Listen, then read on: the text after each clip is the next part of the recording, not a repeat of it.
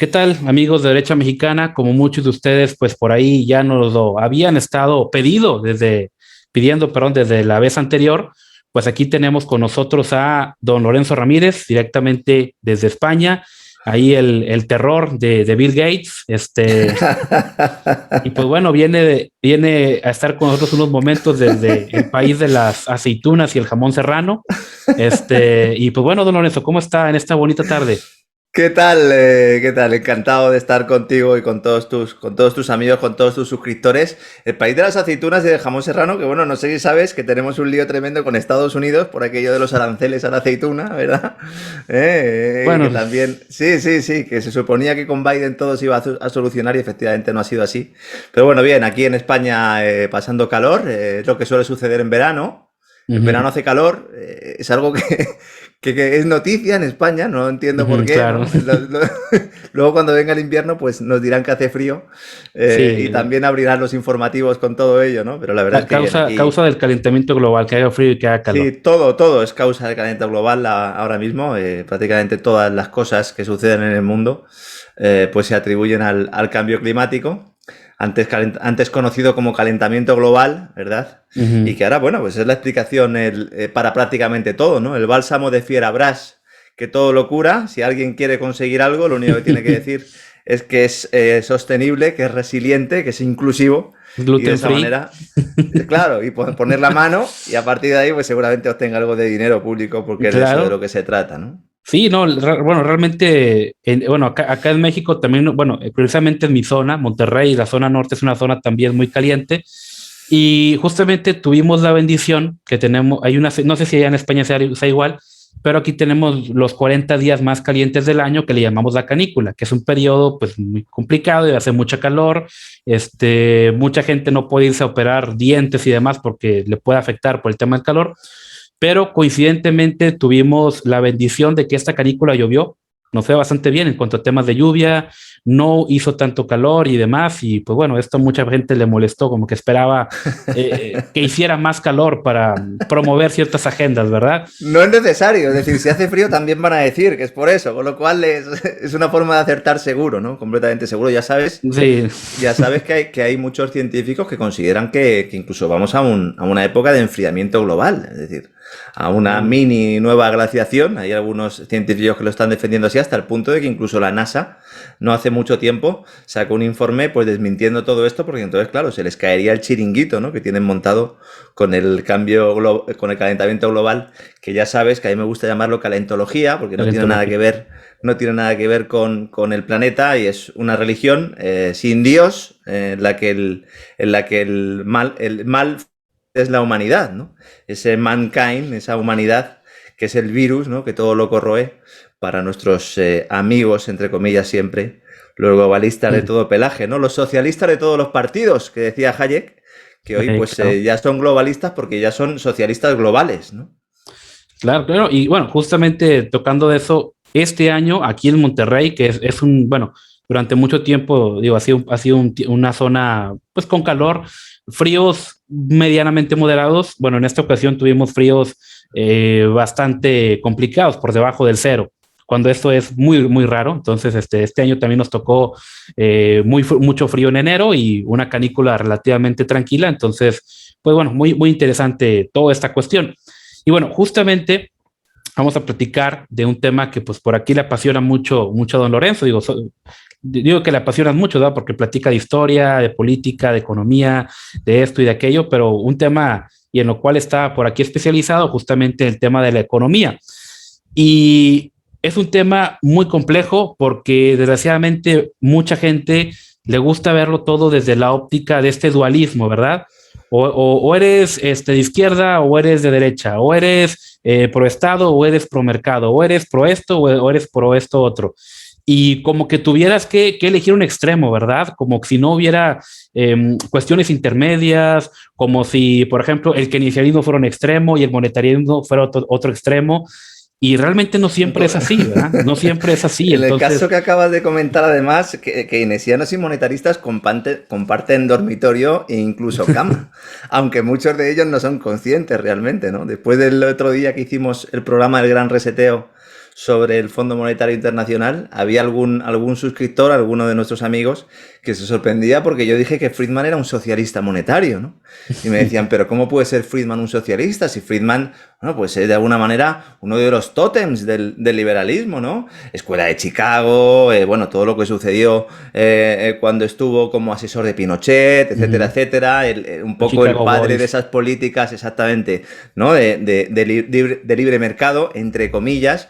No, señor, el señor Friedman era un monetarista y como tal era un socialista monetario, es decir, era un planificador monetario, consideraba que tenía que haber un banco central que determinara los precios de lo que es más importante de la economía, que básicamente es el dinero, ¿no? Ese tipo de interés, el precio del tiempo, me gusta decir a mí, ya sabes que como yo he bebido mucho de la economía austríaca, a mí me gusta más hablar de tipo de interés como el precio del tiempo, más que el precio del dinero, porque el dinero se renuncia a consumir hoy para consumirlo en el futuro, para invertirlo en el futuro, y por lo tanto eso tiene una remuneración y ese sería el tipo de interés. Y lo que planteaba Friedman era la intervención absoluta de eso y conseguir que los ingenieros sociales, los burócratas, pues lograran mediante la política monetaria conseguir una inflación estable del 2%. ¿No? Esa famosa regla de Taylor, que muchos se preguntaban, bueno, entre ellos yo, ¿y por qué una inflación del 2% es algo bueno, no? Todo el mundo está convencido de que tiene que haber una inflación porque el gran fantasma es la deflación. Bueno, eso es una consecuencia directa de haber acabado con el dinero sano, ahora que hace poquito pues, se ha cumplido el 50 aniversario, ¿no? de la ruptura total de lo que quedaba del patrón oro y estamos, bueno, pues en un sistema monetario completamente destruido gracias, precisamente, a esas teorías del señor Friedman, ¿no? Lo que dices, claro. Lo que dices de encajar en izquierda o en derecha, o esa dualidad generalizada, es el mecanismo más viejo de control y funciona. Mira, yo te voy a contar una anécdota. Decía a tus amigos, yo iba a muchas tertulias en televisión aquí en España, ¿no? Bueno, muchas, iba varias, ¿no? Y a mí me dejaron de llamar porque no sabían en qué lado de la mesa me tenían que sentar. Es decir, si iba a una televisión que era progresista, ¿no? Normalmente, pues siempre ponían a 3 o 4 invitados progres contra 1 o 2, ¿no? Más conservador, ¿no? Y si íbamos a una televisión un poco más conservadora, era al revés, pero en todo caso tenías que ser o progresista o conservador. Claro, yo, si tú me escuchas, nuestros amigos nos escuchan, yo no me puedo encajar en ninguno de esos sitios. Yo entiendo que soy una persona, si me tuviera que definir como liberal, ante todo considero que se tienen que cumplir los contratos, un liberal clásico para algunos, para otros a lo mejor no, pero en todo caso no soy un conservador al uso tampoco, ¿no? Bueno, pues no ha habido manera de poder expresar mi opinión y al final, bueno, pues hemos tenido que montárnoslo por nuestra cuenta, ¿no? Como quien dice, afortunadamente, pero es para que veas un poco cómo es esa dualidad y hasta dónde llega incluso en medios de comunicación, que a mí productores me decían, bueno, pero es que si no te podemos encasillar, no puedes venir. Porque nosotros necesitamos montar polémica. Un circo, claro, y montar un circo sobre todo con unas características y unos caracteres determinados, unos personajes determinados, y si te sales de eso, pues ya no sirves, ¿no? Y bueno, pues es un ejemplo más, ¿no? De lo que comentabas, ¿no? De esa izquierda-derecha, de ese encajonamiento, de ese encasillamiento, ¿no? Se podría decir. Claro, y desgraciadamente que en muchos casos trabajan para lo mismo. O sea, realmente uno, por ejemplo, yo aquí en México, se puede ver con partidos que mucha gente dice, no, esos partidos son de derecha. Son partidos que, por ejemplo, están en contra o no están a favor del Foro de Sao Paulo o el famoso Grupo de Puebla, que desgraciadamente lo tenemos aquí, pero son partidos completamente vendidos al progresismo, que las infancias trans y que el aborto y que el lenguaje inclusivo. Entonces, o sea, no son muy diferentes, ¿verdad? De los otros, ¿verdad? Nada más como que con un colorcito diferente. Y justamente, digo, me gustaría preguntarte, ya que hablamos de toda esta economía destruida y todo lo que ha estado pasando, digo, desde tu perspectiva, porque digo, lo han tocado mucho, digo, igual pequeño comercial, para todos aquellos que quieran profundizar más en estos temas, suscríbanse ahí a la plataforma de cesarvidal.tv. Hay temas muy buenos que no lo pueden subir todo a YouTube porque, pues bueno, se los tumban. Pero hay mucho contenido muy bueno. Suscríbanse y, pues bueno, ahí van a poder profundizar en más de estas cuestiones y agendas secretas que se mueven por ahí. Y me gustaría preguntarte, ¿cómo ves el panorama económico en el cual estamos viviendo ahora sí que a este nivel macro? Digo, ya no pregunto de México porque pareciera que en todos los países tenemos el mismo problema. Sí, bueno, México, si quieres luego hablamos un poquito, porque precisamente le afectan algunos de los elementos principales, ¿no? De lo que está ocurriendo ahora mismo. Hay que ser consciente que el sistema monetario está roto. Es decir, está roto, está dinamitado. Es decir, la quiebra de Lehman Brothers, las hipotecas subprime, todo aquello, bueno, pues fue una consecuencia natural, ¿no? Bueno, pues de esa destrucción del poder adquisitivo de la moneda, que hoy estamos empezando a ver ya con movimientos inflacionarios, pero básicamente pues estalla un sistema económico basado en el dinero creado de la nada, en el dinero fiat, y el sistema monetario está roto. Desde entonces, ¿qué se está intentando? Se está intentando retrasar lo inevitable, que es un gran ajuste, un gran crack, ya no bursátil. Un gran reseteo. Claro, es que muchos hablaban de gran reseteo ya entonces, es decir, lo del gran reseteo se empieza a comentar después de la quiebra de Lehman. Y precisamente lo decían muchos que decían, ¿qué cosas tenían? Bueno, es que el nivel de endeudamiento es tan alto que hace falta un gran reseteo. Y fue entonces cuando se empezó a hablar de que había que empezar a plantear un modelo en el cual pues, se condonaran deudas de forma generalizada, que la gente pues empezara a dejar de pagar sus hipotecas. Recordarás cuando Obama toma posesión que aquella multitudinaria, ¿verdad? Toma de posesión en la que había mucha gente que pensaba que cuando Obama ganara las elecciones iba a dejar de pagar sus hipotecas porque iba a haber una especie de quita, una especie de moratoria. Es decir, eso estaba en el ambiente, ¿no? El G20 dijo también que hacía falta una especie de gran reseteo, un nuevo Bretton Woods. Yo siempre que dicen nuevo Bretton Woods, a mí me da mucho miedo, me echó la mano a la cartera, porque Bretton Woods fue infame. O sea, Bretton Woods tiene muy buena prensa, pero sentó las bases de lo que vino después, que fue la destrucción completa, insisto, del sistema monetario, ¿no? Entonces ahora estamos en un momento en el que los bancos centrales están en territorio desconocido, porque ya han bajado tipo de interés, pues ya no pueden bajarlos más, ¿no? Ya están en lo que se denomina la política monetaria no convencional, que es un eufemismo también para intentar explicarnos o intentar convencernos de que crear dinero de la nada para comprar activos en un mercado hace que ese mercado siga siendo un mercado, es decir, no hay un mercado, se ha acabado el mercado, es decir, los bancos centrales son grandes hedge funds que están comprando con dinero creado de la nada y eso, una vez que la velocidad de circulación del dinero aumente, que no está aumentando, pues dará lugar a tensiones inflacionistas, ¿no? Por otra parte, tenemos otras tensiones inflacionistas derivadas de los problemas en las cadenas de suministro provocadas en su momento por las restricciones con motivo del COVID, con motivo de la pandemia. Se aplicaron una serie de restricciones, en cada país ha habido unas, y eso, bueno, pues, ¿qué provocó? Pues provocó la ruptura de esas cadenas de distribución. No estamos acostumbrados, sobre todo en Occidente, en el primer mundo, en los países más desarrollados, a ir al supermercado y que no haya bienes. No estamos acostumbrados a ello. Y eso se ha empezado a producir, ¿por qué? Bueno, pues por esa ruptura de las cadenas de suministro, que tuvo luego elementos o episodios, ¿no? Un poco más escabrosos, como el famoso buque que se quedó atrapado en el canal de Suez, que hizo también que aumentaran los precios, hizo que se hablara también de esos problemas en el comercio internacional, a raíz de ese bloqueo marítimo, pero los problemas ya estaban ahí, ¿no? Esos problemas se han agudizado. ¿Por qué? Porque hay muchos países también, sobre todo en Asia, que están teniendo un mayor recrudecimiento del tema COVID, sobre todo desde el punto de vista no tanto sanitario, sino como de medidas de los burócratas para luchar contra esa supuesta pandemia. Me gustaría dejar claro esto desde el principio, es decir, yo ni soy médico ni tengo conocimientos sanitarios, pero lo que está claro es que los problemas los están creando los gobiernos intentando luchar contra lo que ellos, también los burócratas, han determinado que es una pandemia, ¿no? Entonces tenemos una inflación monetaria, por la vía monetaria, a punto de estallar cuando haya velocidad de circulación del dinero que aumente, y por otra parte tenemos una inflación derivada de los problemas en las cadenas de suministro. ¿Esto qué implica? Esto implica mayor desembolso para comprar productos básicos y mayores costes para las empresas. Es evidente. Claro.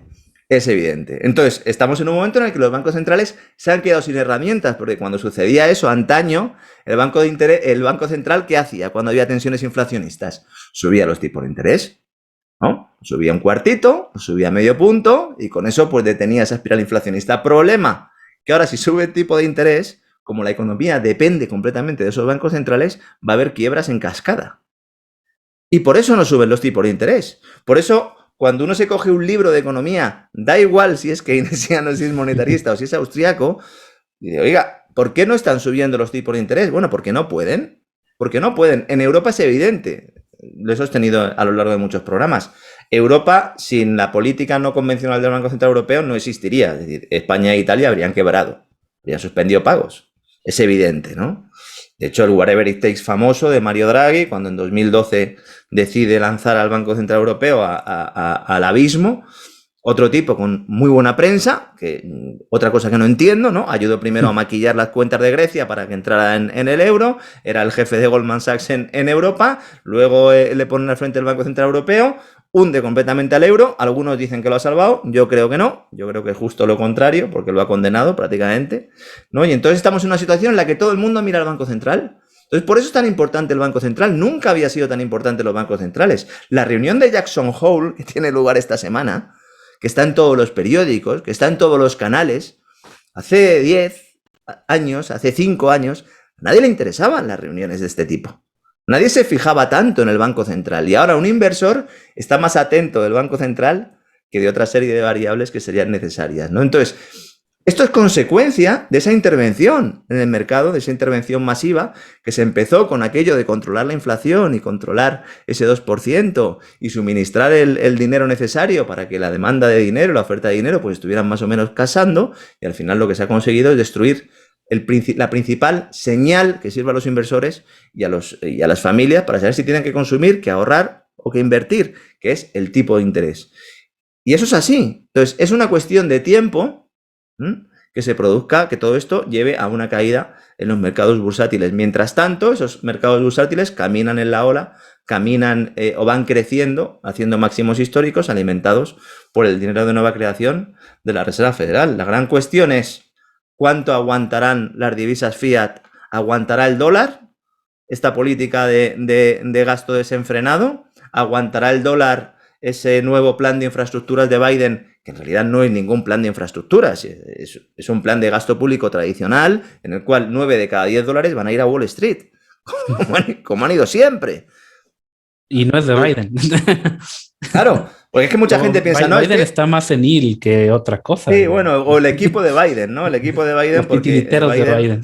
Yo siempre suelo comentar, ¿no? Que tiene problemas con el wifi, es decir, de vez en cuando, no sé qué le pasa por la cabeza, ¿no? Pero se queda en blanco el hombre y incluso en entrevistas, masaje que le hacen medios afines, pues llega a decir muchas barbaridades una tras otra, ¿no? El equipo de Biden está ahora mismo codo con la Reserva Federal, la propia Janet Yellen, su secretaria del Tesoro, que antes fue la responsable de la Reserva Federal, ha llegado a decir primero que la inflación no existía, luego que era transitoria, y ahora ya estamos en el episodio de que sí, hay inflación, pero es buena.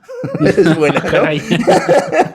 Es buena, ¿por qué? Porque como hay mucha deuda, pues hay que tener inflación. La inflación se autopercibe como buena, hay que respetar su autopercepción, ¿verdad? No, fíjate, ¿no? Un ex responsable de Banco Central y ministro de Economía, porque el secretario de Tesoro es el equivalente, ¿no? El ministro de Economía y Hacienda de la primera potencia del mundo, con el permiso de los chinos, diciéndonos que la inflación es buena. ¿Por qué? Porque lo que necesitan es reducir ese valor de esa deuda, y si eso se hace a través de la inflación.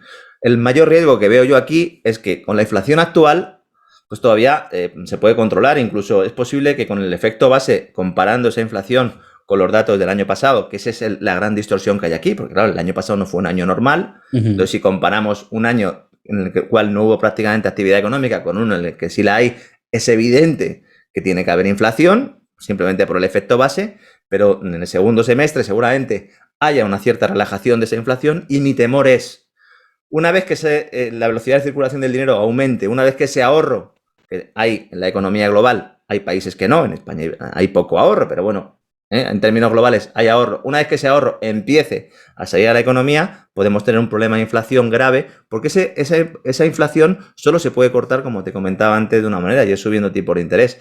Y no pueden subir tipos de interés sin generar una crisis mayor de la que crearon. Esto es como una bola de nieve, que al principio es pequeñita y la puedes más o menos manejar, pero llega un momento en el que es tan grande que te lleva por delante, ¿no? Y en esa situación estamos. Se ve bastante desolador, ¿verdad? Este paisaje. Y bueno, me gustaría preguntar, ¿cuál es el plan o qué se vislumbra que van a hacer las grandes élites para manejar esta situación? O sea, ellos ya lo saben. Si nosotros ya lo sabemos es porque ellos ya lo saben y con mucha antelación, ¿verdad? A ver, entonces, el plan... ¿Qué quieren hacer? ¿O qué van a hacer más? Como yo siempre digo, ¿no? Hay muchos planes, porque las élites, nosotros siempre hablamos de la élite o hablamos de los globalistas, pero hay muchos perfiles, ¿no? Que integran este grupo, ¿no? Pues hay algunos que han vendido ya, Algunos inversores se han deshecho de sus posiciones y no están aprovechando este último rally. Como decimos en España, el último euro, el último duro, decíamos cuando todavía estaba la peseta, que se lo lleve otro. Ya han salido. Hay otros que están invirtiendo en activos reales, como antes hablabas de Bill Gates. Bueno, pues Bill Gates ha comprado tierras. También Warren Buffett está un poco en esta línea. Hay otros que están comprando activos metales, ¿no? El oro y la plata. Además, el oro va a tener, o se espera, una evolución alcista porque Basilea III reduce un poco o obliga a los bancos a reducir su posición de derivados de oro, y el oro papel puede tener los días contados, al menos con el éxito que tiene ahora, y por lo tanto será necesario que muchas entidades adquieran oro. De hecho, los bancos centrales están comprando oro para respaldar a sus monedas ante este episodio inflacionario. Otros inversores institucionales han entrado en criptos, en criptodivisas, que podríamos decir que es el dinero privado. Es el dinero privado que en teoría pues debería servir, ¿no?, para cubrirse, ¿no?, ante este hundimiento generalizado de las divisas fiat.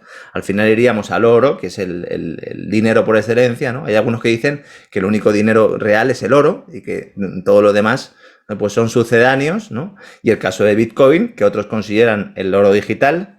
Hay otras muchas criptodivisas que han surgido como la espuma, y bueno, pues estos días estamos viendo precisamente como el Bitcoin vuelve a estar en episodio alcista, sobre todo porque hay una constatación por parte del mercado de que esa retirada de los estímulos, o ese tapering, ¿no?, como se llama técnicamente, lo que tendría que empezar a hacer la Reserva Federal desde ya, pues podría retrasarse un poco, precisamente por esa mayor incidencia de la variante Delta del coronavirus, que es como en el cambio climático. Bueno, pues es la otra gran excusa que se pone para justificar prácticamente todo, ¿no? Entonces, hay temor a que este segundo semestre pues no sea todo lo bueno como algunos esperaban, aunque en Estados Unidos hay pleno empleo, las tensiones inflacionistas ya se están trasladando a salarios, y ojo, que hay puestos sin cubrir, porque claro, es que Estados Unidos se ha metido en una deriva con esto de los cheques a las familias, la renta básica universal a la americana, ¿no?, que la verdad es que está siendo tremendo, ¿no? Entonces las élites están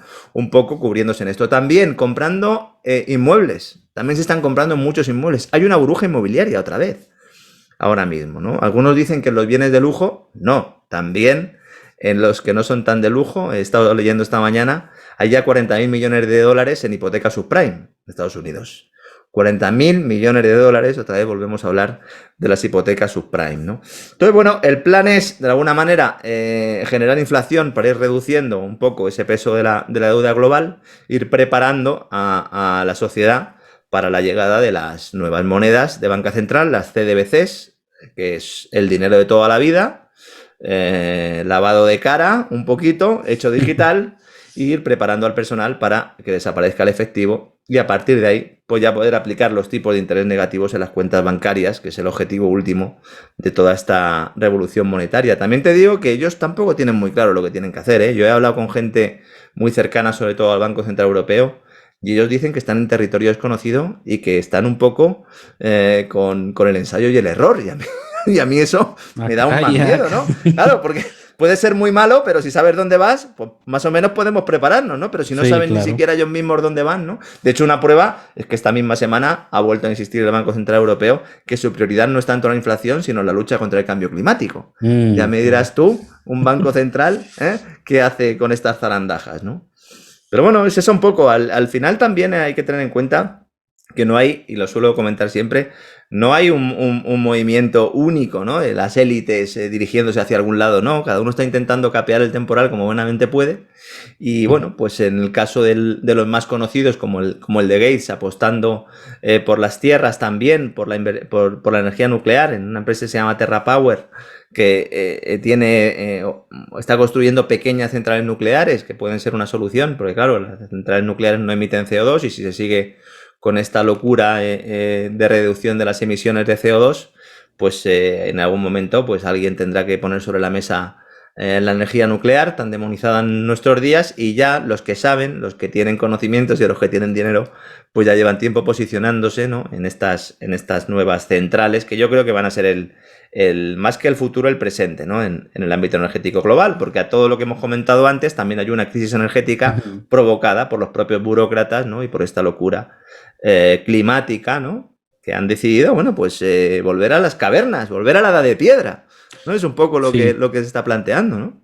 Esto me recuerda mucho a lo que en su momento comentaba también Smith en La riqueza de las naciones. Él en su momento, pues que decía, vayan por tierras, o sea, vayan por tierras, es la fuente de riqueza, igual que en la Edad Media. En la Edad Media, pues bueno, no había mucho comercio que digamos, que era lo que te daba riqueza a las tierras. Supuestamente evolucionamos y vemos ahorita a Gates y a muchos otros comprando tierras otra vez. Y dices, pues no que habíamos evolucionado. ¿Qué caray con esto, verdad? Está muy extraño esta situación.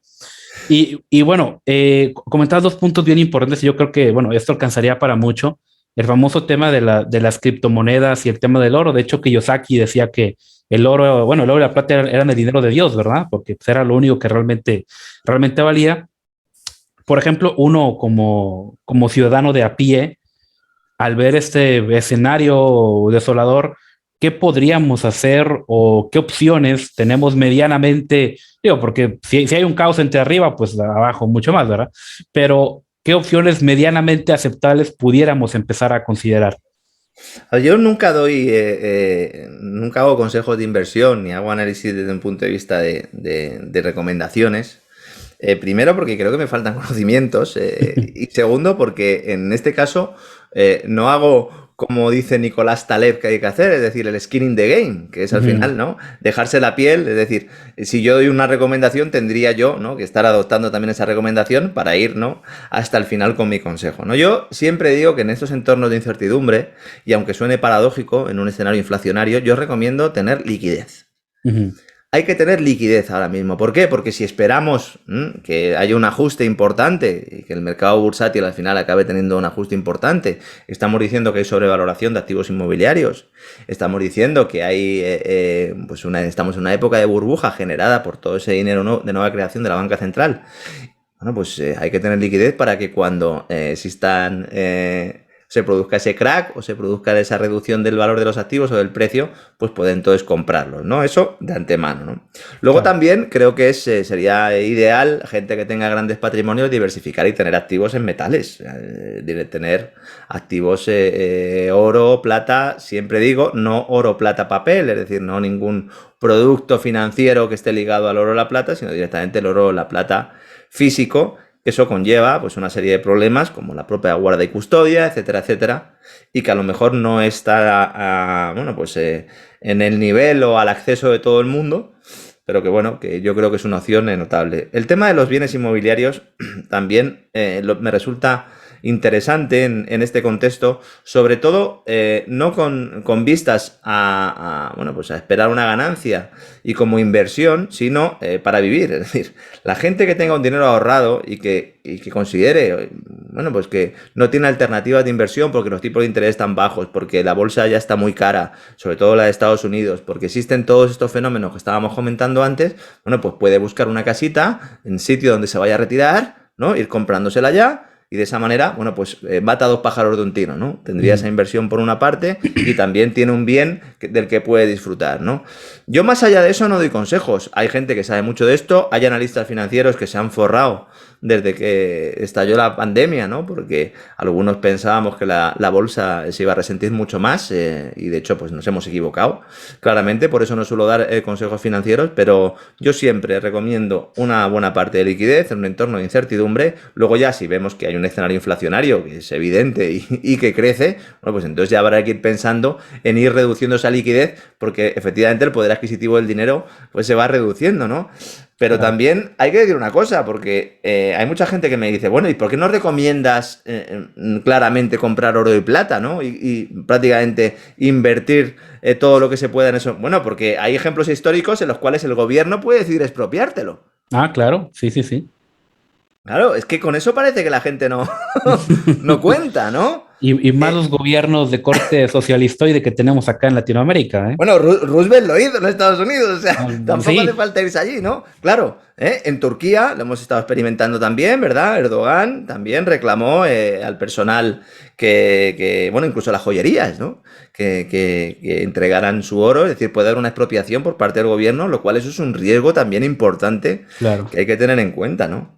Pero claro, aquí el problema es que el ahorro a largo plazo lo han destruido Lo ha destruido esa banca central hundiendo los tipos de interés. Entonces, en el momento en el que tú los tipos de interés a largo plazo son tan bajos, no tienen ningún incentivo a ahorrar. Y eso es lo que pretende el Banco Central, que se consuma. Y a pesar de eso, las familias siguen ahorrando, pero ya no hay alternativas. Problema, que entonces las familias, poco a poco, van invirtiendo en activos con más riesgo, que les dan un pelín más de rentabilidad, pero tienen mucho más riesgo. Y por eso hay tanto dinero invertido en empresas y en bonos basura en Estados Unidos, por ejemplo. Hay un montón de familias que han invertido en empresas que por una pequeña rentabilidad pues están asumiendo un riesgo inusitado. Y esas empresas son las que quebrarán cuando suban los tipos de interés en Estados Unidos. Por eso digo que esto es una pescadilla que se muerde la cola y ese es el gran problema que hay aquí. Si tú te cargas las alternativas de inversión y ya no hay una relación directa entre riesgo y rentabilidad, pues entonces estamos todos jugando con los ojos cerrados, ¿no? Y ese es el gran problema. Por eso yo ahí soy excesivamente conservador, lo confieso, soy excesivamente conservador y yo sí me gusta tener bastante liquidez, ¿no? Para afrontar este escenario de incertidumbre, ¿no? Pero bueno, es que cada persona y cada familia es un mundo y por eso no me gusta generalizar, ¿no? Claro, claro. Entonces, lo más seguro es de que no hay nada seguro en este caso. La incertidumbre ineradicable, ¿no? De la que hablaban Sí. también Mises, ¿verdad? Hayek y compañía. El estatismo ha tenido también desde un punto de vista sociológico, una consecuencia clara, y es que se ha acostumbrado a la gente a no ser capaz de asumir, ¿no?, que hay esa incertidumbre ineradicable. La gente quiere tener seguridad y quiere además que la seguridad se la dé otro. Pero claro, si la seguridad te la das tú, entonces eres tú responsable de tu propia seguridad. Entonces, al final, ¿a quién se la reclamas, no? Al A ese Estado. papá Estado, Sí. efectivamente, ¿no? Claro, ¿Qué claro. pasa? Que llega un momento en el que el Estado ya no provee, y cuando no provee, entonces se cae el telón, se cae la cortina, de repente ves la luz y, claro, llega la angustia vital, ¿no? Y en eso estamos. Si además, pues, nos pones a todos unas mascarillas y nos obligas a vacunarnos, ¿no? Periódicamente, las veces que sean, pues y nos aíslas en nuestras casas, etcétera, etcétera, pues ahí tienes el cóctel perfecto, ¿no? Claro, el miedo. Justamente ayer tuvimos una conversación muy interesante con Horacio Justo de Argentina y realmente conversábamos acerca del importante tema del miedo, ¿verdad? Y realmente, digo, Latinoamérica cada vez ha dado un giro, y bueno, no nada más Latinoamérica, desgraciadamente muchas partes del mundo han dado un giro en la cuestión de que dicen, claro, que te vendo mi libertad por seguridad.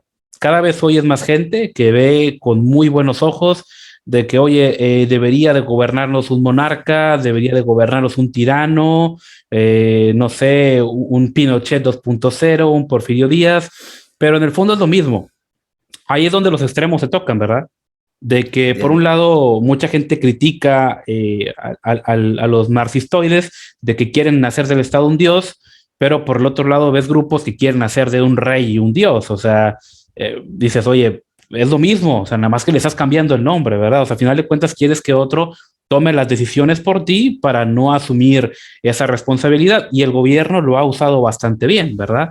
Porque dice, ok, bueno, mira, cédeme esto, cédeme aquello, y yo te voy ahí dar esto, dar aquello, y resulta que quiebra esta situación. En México es muy común que los políticos prometen mucho, digo, toda Latinoamérica, ¿verdad? Pero hablo de México. Prometen mucho, llegan al poder, hacen un desastre, y cuando terminan, huyen a Estados Unidos. Bueno, aquí es lo mismo, pero sin huir a Estados Unidos. Aquí se compran un casoplón y se quedan aquí. Bueno, algunos precisamente se van, ¿no?, a Latinoamérica, ¿no? Como Felipe González o incluso al norte de Marruecos, ¿no? Lo que acabas de decir es muy importante y además es un fenómeno global. Al final, este tipo de situaciones, es decir, la quiebra del sistema monetario, que es de la que no se habla, más el problema sanitario, el problema pandémico, que es del que se habla, pero como estamos viendo, ¿no?, pues son los dos grandes problemas que hay en nuestros días. Lo que hace es sacar el pequeño dictador que todo lleva dentro, que todo el mundo lleva dentro. Y entonces al final, lo único que se reduce es, bueno, vamos a poner a uno que gobierne, pero que sea de los míos. Que sea bueno. Que sea y que sea de los míos. Sí, que sea de los míos, sí, ¿no? claro. Yo alguna vez lo he comentado, ¿no?, en el programa de La Voz con César Vidal, ¿no? Yo trabajaba en el sector financiero, en periodismo financiero, y bueno, pues estuve haciendo sector inmobiliario justo cuando la anterior burbuja, ¿no? Y entonces, bueno, pues ya a comidas de constructores, y esas comidas siempre acababan igual, regadas con caldos de la tierra, y ya cuando eran ya las 4 o las 5 de la tarde, y ya pues los vapores empezaban a hacer efecto, ¿verdad? Los efluvios empezaban a hacer efecto, pues ya siempre había alguno que decía, aquí lo que hace falta es un dictador honesto, ¿no?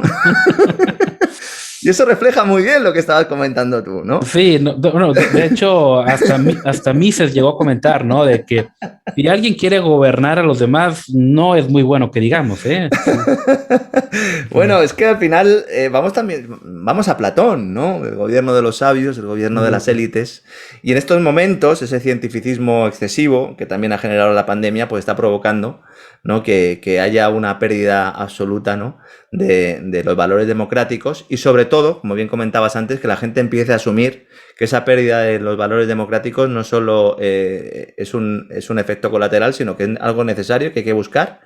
Y el ejemplo de China también sirve, ¿no? Cada día hay más gente que dice, fijaos cómo China, que no tiene democracia, cómo puede hacer planes a largo plazo, fijaos cómo está luchando contra los problemas que tiene, fijaos cómo está tomando la delantera y no analizan otros factores, ¿no? Entonces se crea un muñeco de paja, ¿no? Se le hace grande y luego cuando nos demos cuenta, pues tendremos en nuestras sociedades pues estados totalitarios como por ejemplo lo que está pasando en Australia, que las imágenes que vemos de Australia, cómo están tratando el tema del COVID, separando a niños de sus padres, bueno, es que es una salvajada lo que está sucediendo en Australia. Canadá es otro país que antaño, ¿no? Se suponía que era un país donde había libertad y donde, bueno, pues era de alguna manera, mucha gente se iba incluso, ¿no? Del norte de Estados Unidos a Canadá, mucha gente de Europa iba a Canadá y ahora, bueno, pues son los primeros que están con el plan intervencionista socialista, ¿no? El foro de Davos, ¿no?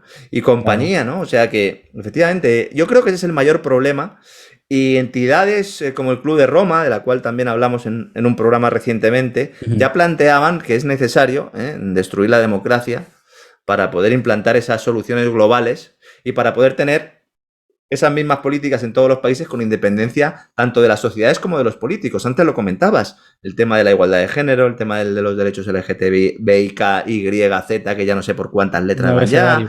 Hasta letras van a inventar al rato. Claro, exactamente, ¿no? Lo que ha pasado en Chile.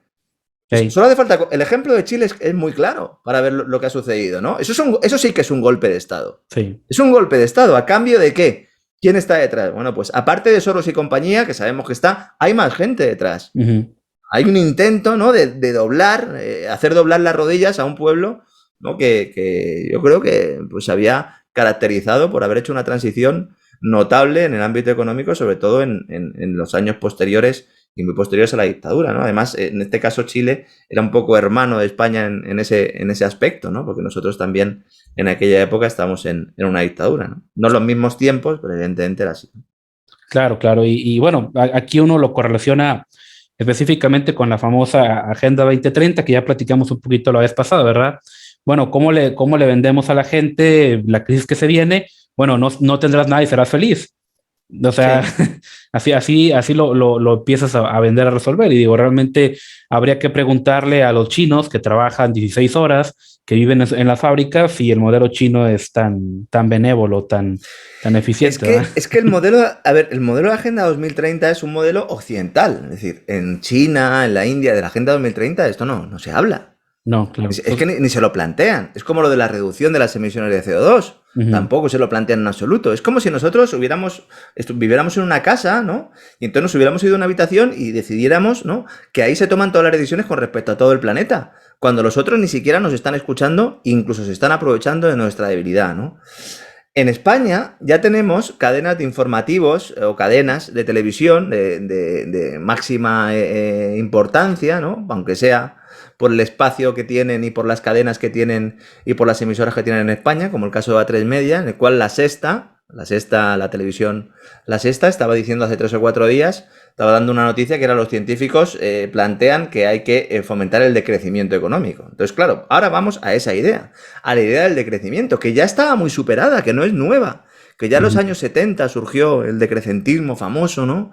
Esa vuelta a la edad de piedra y que ahora pues está otra vez en boga, ¿no? Es como si de alguna manera nos estuvieran diciendo, oigan, no solo van a vivir ustedes peor que sus padres, sino que es bueno que vivan peor que sus padres y además, en realidad, en esencia, es más humano que vivan peor que sus padres, y al mismo tiempo, paradójicamente, nos van retirando esa humanidad cada vez con más control, cada vez con más dispositivos insertados en los cuerpos, con esas ideas transhumanistas, ¿no?, que están detrás de toda esta Agenda 2030, ese hombre jugando a ser Dios, ese hombre que se cree más importante de lo que es, ese pecado original.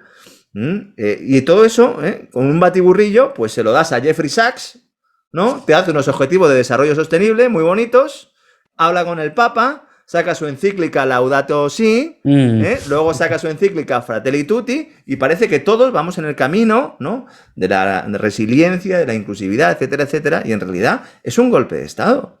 Es un golpe de Estado y además a nivel global, porque todos los programas políticos, por lo menos estoy hablando aquí en Europa, que es de lo que tengo más conocimiento, pues son prácticamente calcados, ¿no?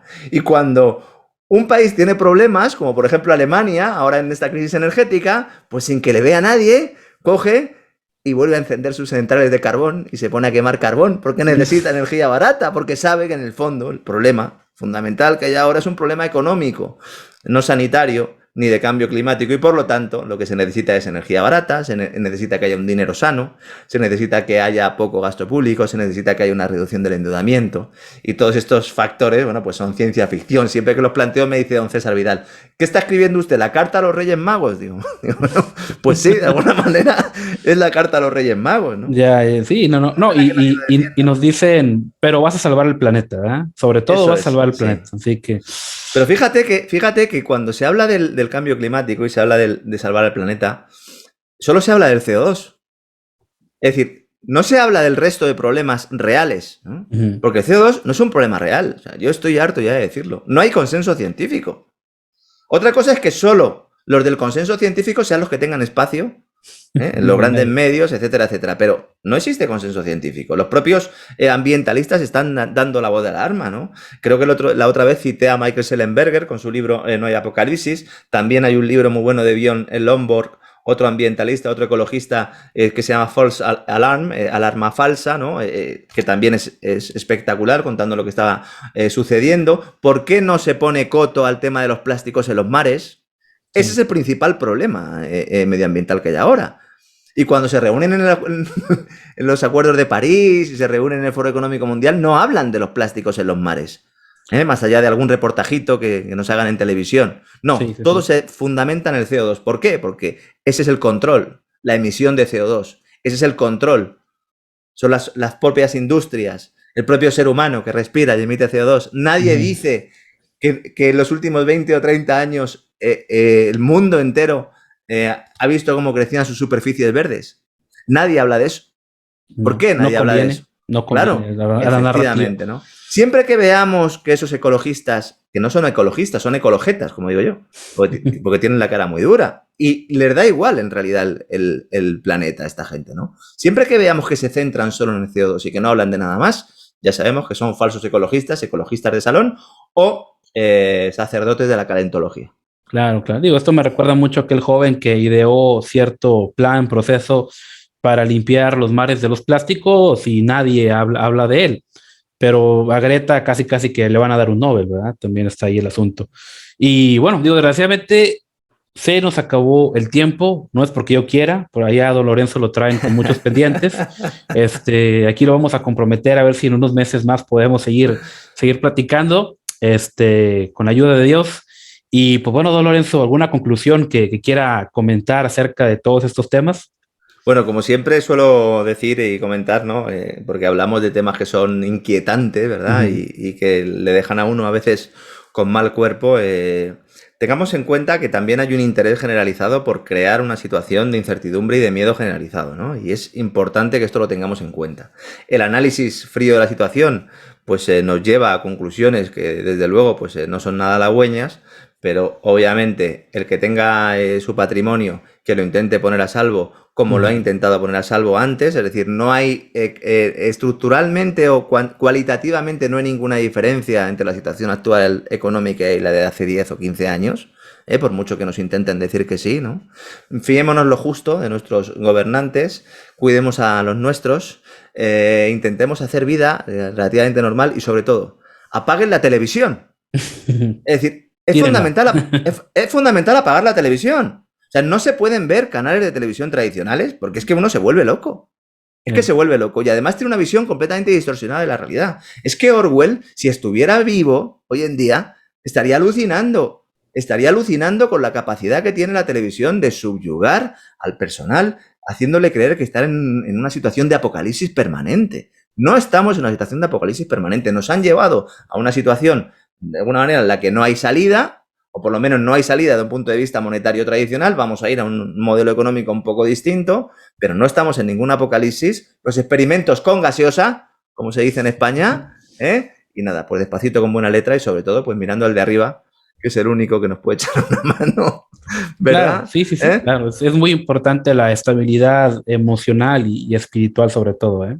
Exactamente. Bien importante este punto.